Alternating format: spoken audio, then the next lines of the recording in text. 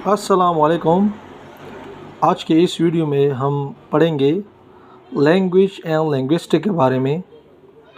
और language and linguistic का जो पहला टॉपिक है वो है the nature of human language. अच्छा, number 1, reflecting on Noam Chomsky's ideas on innateness of the fundamental of grammar in the human mind, I saw that any innate feature of the language capacity must be a set of biological structures selected in the course of evolution of the human brain. इसे लिखा है a सिलोरिया, a slot machine, a broken test tube and autobiography.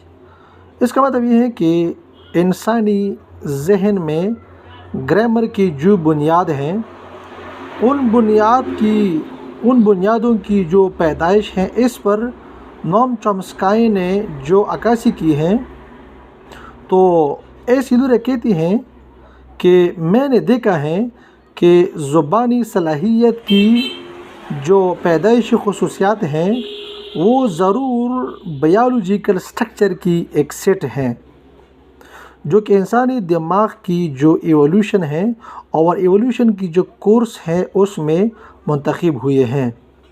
Number 2, the nervous system of all the animals have a number of basic functions in common, most notably the control of movement and the analysis of sensation. What distinguishes the human brain is the variety of more specialized activities it is capable of learning. The preeminent example is language.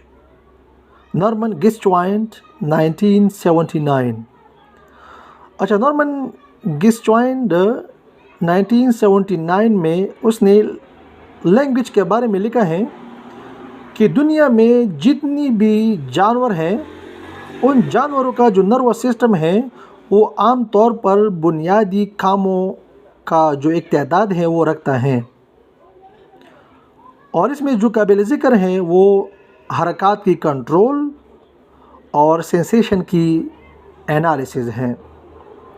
अच्छा, वो चीज़ जो इंसानी दिमाग को जानवरों के दिमाग से अलग करता है वो है it is capable of learning, यानी सीखने की सलाहियत।